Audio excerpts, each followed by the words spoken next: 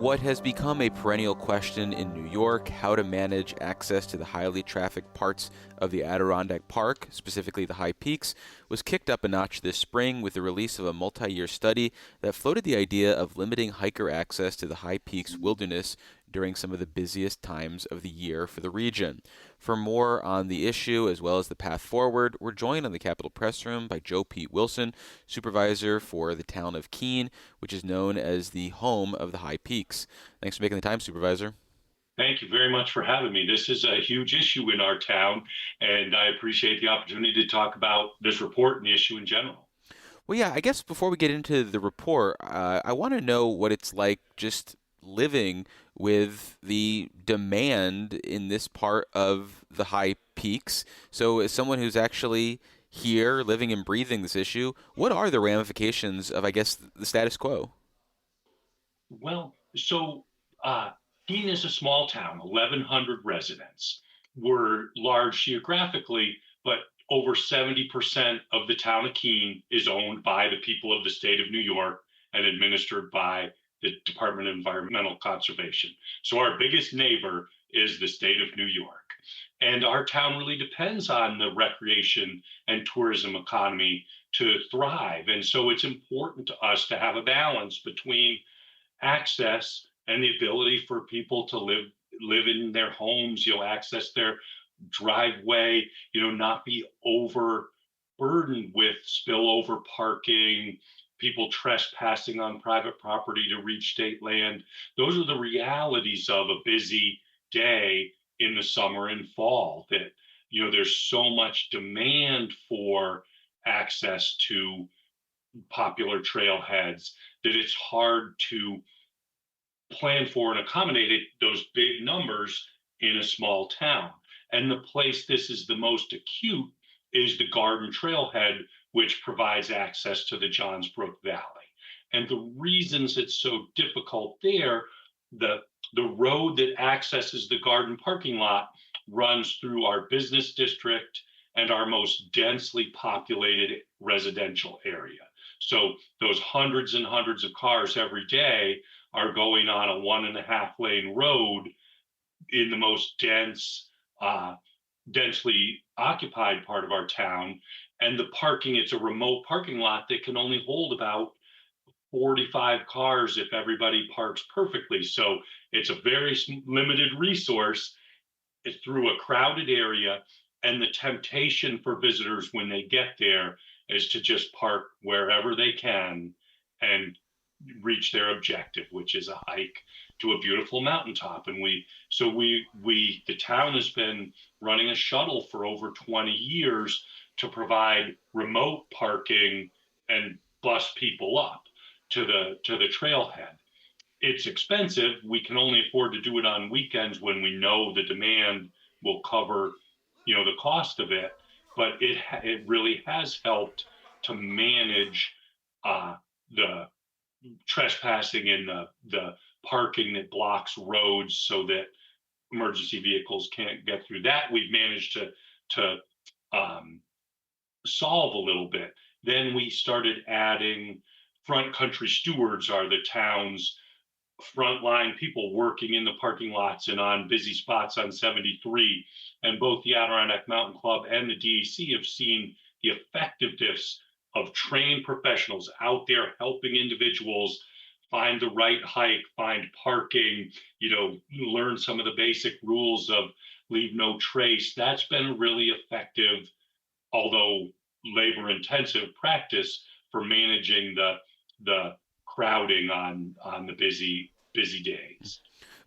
Well, that idea of education and monitoring the situation are part of what I would describe as the broader emphasis of the recommendations from this new report, which public comment can be made on, I think, until June 1st.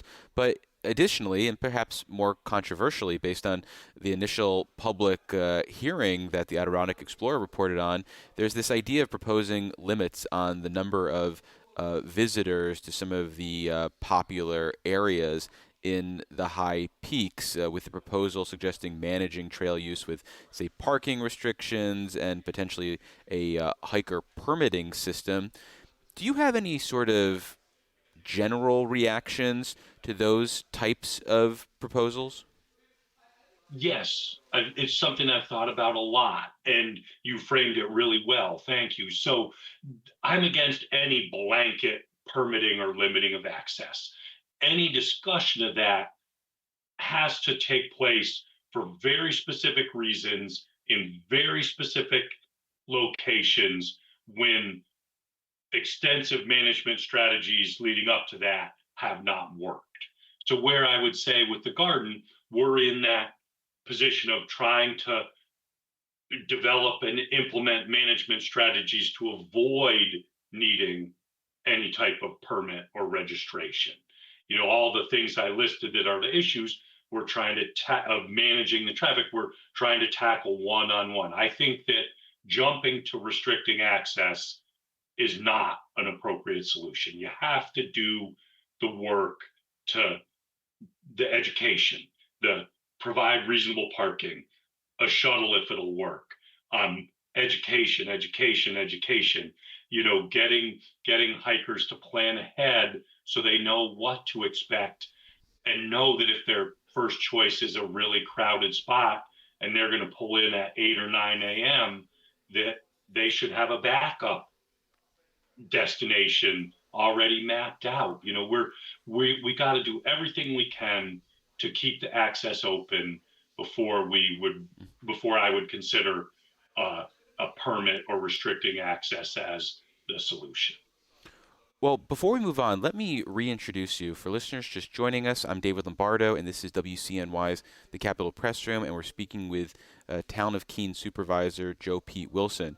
So I think about something like a visit to Disney World, and a lot of that trip is going to be pre-planned by a family if they're going to try to maximize their experience. They're going to look ahead at the parking lots, which are filling up, which shuttles to take, just in the park itself. They're going to be looking at what are the lines for certain rides, and they're going to navigate things that way. And in part, they do this because they know it's available, but they also do this because Disney makes it really easy to find that information and navigate it to have that best experience. Does anything like that exist when it comes to the high peaks? Is there a one-stop shop or easily accessible website or app for people to understand what parking lots are full, what parking lots they should be thinking about, what alternatives there are to some of the more name brand trails in the park? So, David, the Disneyland parallel is one I hadn't thought of, and it's excellent. I'm going to start using that as my thought model for doing what you're That suggesting, one's which free. is trying to get it. Yeah. So I appreciate that as a model to look at. What you're describing is what we try to do, but I think a visit to Disneyland, people bring a different mindset than maybe a spontaneous hike that they plan on Wednesday for Saturday. And one of the traditional things about access to the high peaks has been, or in the Adirondacks in general, it's just been the Wild West. You can park anywhere and just walk into the woods. It's free, it's wide open. It's very different from even say a park like Yellowstone, where you stay on the boardwalk. Here you've got to talk to a ranger to get a backcountry permit. It's very different from an experience like that. So a lot of the difficulty in establishing that has been just the mindset that has traditionally been the mindset for hiking in the Adirondacks, which is just let's throw on our boots and go. And so reaching through that is, changing that mindset is a big lift. And the town of Keene provides information on our rather limited website. The DEC has excellent information on their hiking websites, but it's not like SEO maximized. It's harder to find. I work a lot with the Regional Office of Sustainable Tourism, which is the marketing organization that works in North Elba and Lake Placid to try and develop resources. But we're competing against really successful commercial apps like All Trails. And that is really the online source people use. But it's difficult. Like, I don't have the ability to contribute to that, to give good information about my specific area of concern. Well, should So that it's be just, something that is considered moving forward? Should that type of public-private partnership, given how people gravitate towards all trails, and I'm one of those people, I've got the annual subscription, is that what the partnership needs to look like if we want to reach people where they are? I think that would be a big step. And one of the barriers for me to getting access to contribute to, like, be able to put little bulletins on all trails, not necessarily vet everything, but was just like their they needed some GIS based mapping that I just don't have the capacity myself to do, to outline the area so that they could consider giving me permission. So I've explored that and just been frustrated by my own limited technical skills and not having access to GIS here in my little town hall office. So it's something I haven't given up on. I just got frustrated with. But yes, I think that's going to be a key thing. And the Adirondack Mountain Club works to really try and get information in people's hands in a timely and accurate way.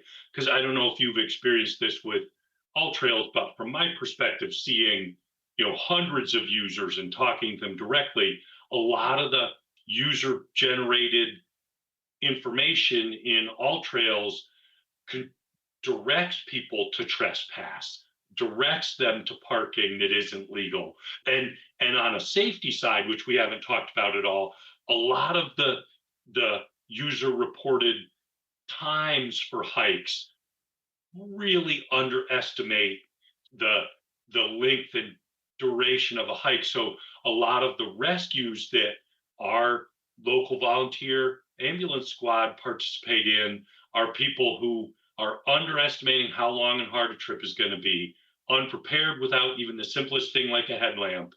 And so they need a rescue because they're out longer than they anticipated and unprepared. So this is sort of a tertiary thing, the drain on, volunteer emergency medicine and on the rangers for people who are basing their day on information that isn't vetted, is overly optimistic on how long or how hard it's going to be.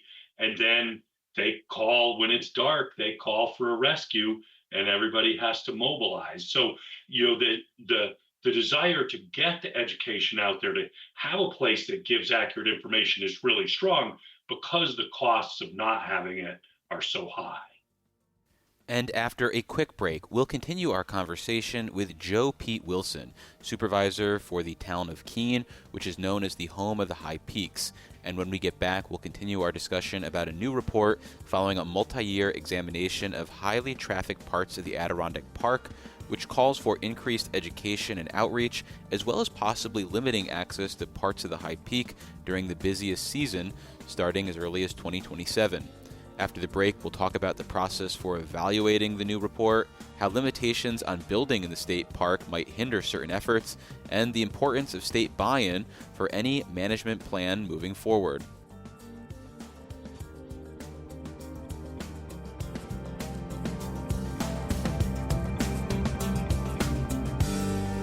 Fraud and lawsuit abuse raise car insurance costs for New Yorkers. Reforms are being proposed to mitigate their impact, but some Albany leaders want to keep the status quo. Information on these reforms is available at keepnewyorkaffordable.org. I'm David Lombardo, and this is WCNY's The Capitol Press Room, and we're continuing our conversation about a new state report on how to manage some of the highly trafficked areas in the high peaks. And our guest is Joe Pete Wilson, supervisor for the town of Keene, which is known as the home of the high peaks. Well, I want to come back to the report itself, which is something that was years in the making. Was there anything in here that was news to you or a surprise or maybe highlighted the scope of an issue that maybe you didn't totally grasp before but maybe had like an inkling of? So I didn't necessarily learn anything new about what's going on the ground. There were some good suggestions in the section that pertains to the Johnsbrook Valley and the Garden in Keene that I'm going to follow up on around a traffic study, figuring out what the balance needs to be between parking for people who come to Keene to go out to lunch versus parking for a hiker whose car is going to be there for 10 hours. So I'm going to work on the traffic study piece, and that's something that I got some good guidance from this report in order to undertake. So that was a new idea, to a fresh way to look at the same old problem. The one really new thing in here that stood out to me as like a headline was this document is the first official DEC report or DEC commissioned report that really identifies partnerships between the DEC and other organizations like the town of Keene as a critical part of managing access and the impact of hikers on the environment, or on the town in this case. So the fact that this report formally called for strengthening partnerships and formalizing those partnerships, because now it's all very ad hoc. It's very much made up on the fly, and sometimes it works and sometimes it doesn't. But having it really be an official focus of this is really important to the town of Keene, because we're so small.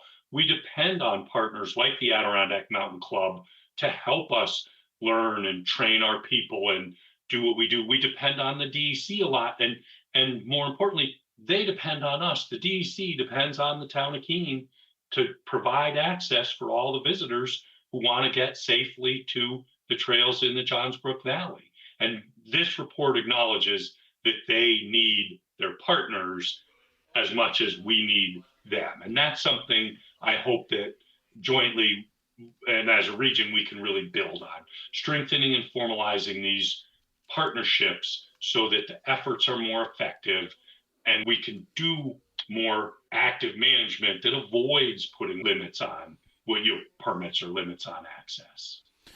Well, I want to stick with that idea of capacity, because it seems like if these recommendations are going to be implemented in a meaningful way, no matter what of the options ultimately the state chooses to go forward with, yes, it's going to require that sort of buy-in from the local municipalities and the nonprofits, but really it seems like it's going to need major buy-in in terms of dollars, personnel, and expertise from the state. I mean, can this be done well without a meaningful investment of time, bodies, and money from the state?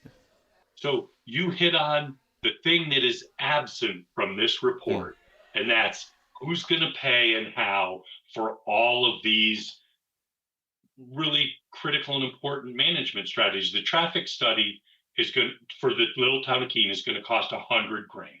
So I'm working on a grant for that through DOT, through the Department of Transportation. Another recommendation that stood out in here to me of who's going to pay for it is that the town of North Elba should hire 4 or 5 people to manage traffic on the road out to the Adirondack Lodge. That's a big investment to put on a relatively small town. 5 employees to be on the ground all summer long, all fall long, managing traffic. So you're hitting on the crux of this. This report doesn't call out or identify what are the staffing resources needed, what additional financial resources, how do we split costs or share costs, or are the municipalities and the nonprofits going to continue to really find ways to cover these costs? So I think for a lot of people outside of the region, especially if they're coming up from the downstate area, they would have no problem paying for parking, for example. If there was someone to say, hey, $10 and here's your map, go forth, enjoy, wouldn't make them bat an eye. I think there are other people, though, who are probably frequent guests to the park or either live in the area, and that would be tantamount to a slap in the face. So is that something that the report examines, or because you just said they don't talk about financing, is that monetary issue and, say, permitting at a cost something that they actually do examine? The report does not go into that. It's the missing element. Here's the ideas, but not any recommendations about how to how to implement them. You described our parking lot operation at the garden, though. The town does charge $10 to park at the garden. And we use that to pay the stewards, to run the shuttle, to plow the road all winter, to fix the road, to do the operations that keep that functioning so that people can get in and park and hike safely, or park it down in the hamlet of Keene Valley and walk up to do their hike. So we in Keene, we fund our efforts by charging for parking, and we get that response. What do you mean I have to pay? It's state land. But when the stewards or myself explain, well, this is actually the town of Keene, the teeny little town of Keene that's running it, and we need to charge so we can afford to staff it, plow it, all that, then people are pretty understanding. But I think the more they hike, the more it bites their pocketbooks. So it's a balancing act again. But we're such a small town, without charging that $10, we couldn't afford to run the shuttle or have stewards out or plow that road in the winter. But yeah, there are obvious solutions, though, for those people who are frequent visitors. It's some sort of frequent punch card or a membership. And we see stuff like that in national parks and around the country. But I guess I'm curious what you see as the next steps then. Because the way I've read this, it's envisioned as 2026 being kind of a planning and public outreach year, with something like visitor limitations being on the menu for 2027. Does that timeline make sense, or are you thinking about a longer time horizon? Well, I'm hopeful to keep this moving. And that's always the big thing with the report. Once a report is completed, it's easy for it to sit and gather dust. So the town of Keene is going to continue to lead by example. We're going to continue to try and refine what we do to make it more effective. We're hopefully going to get our grant and permission to move ahead with the traffic study this summer, which is one of the things that's recommended in here. We're always in talks with DEC about how we can get some additional support. We're always working with Roost to do more outreach to reach hikers while they're planning their hike, and so they don't arrive here and be surprised by conditions on the ground. So yes, it's a very aggressive timeline, but it's one I think that the town of Keene is certainly committed to, and we're going to continue to encourage DEC to keep up with the recommendations as well. Moving forward, what does a meaningful process look like by state environmental regulators and Adirondack Park officials? As I mentioned earlier, they had a public hearing, and public comment can be submitted through June 1st. But what does a process that engages the public while also maybe making people swallow some medicine look like? Do you have a sense of what can be done to ensure that we not only have the best plan forward, but a plan that people can live with?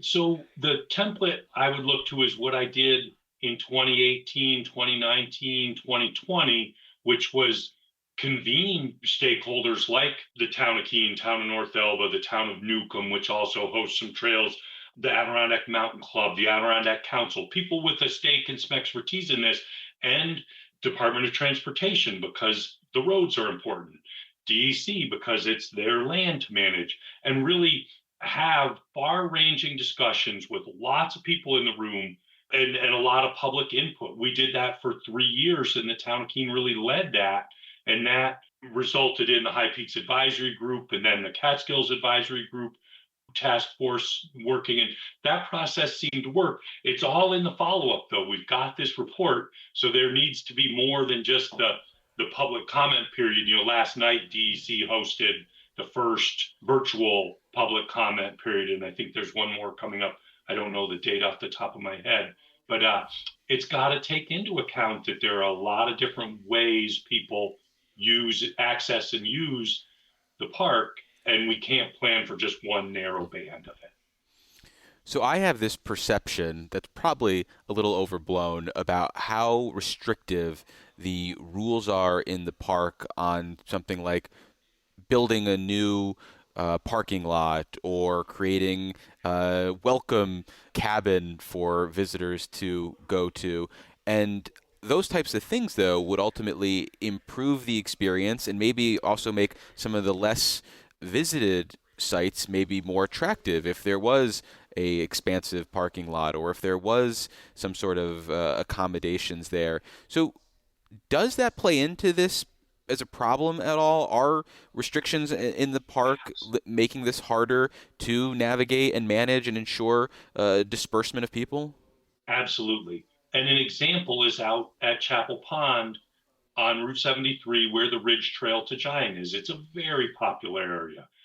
The Essex County paid for a survey and sort of preliminary design of a parking lot that would be off Route 73 with a trail off the highway that connects the parking lot to Chapel Pond and to the Ridge Trail. So you wouldn't have to walk in traffic. You wouldn't have to park on the 55-mile-an-hour road. The parking lot would have room for an education station for stewards or for a static display.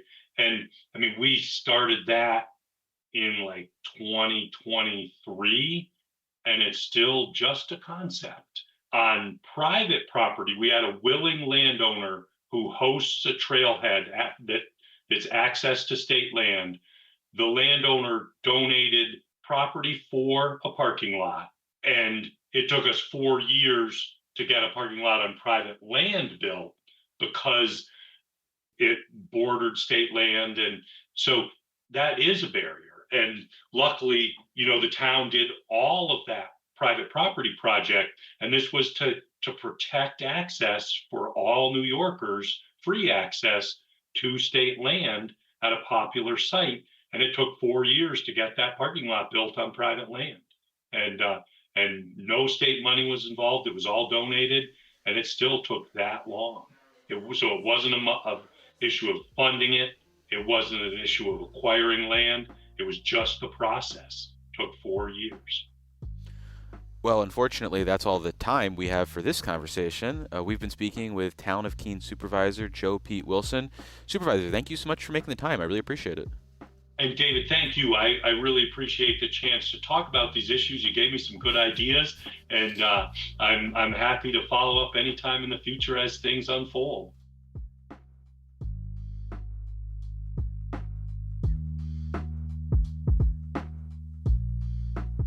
Thanks for listening to today's edition of the Capitol Press Room.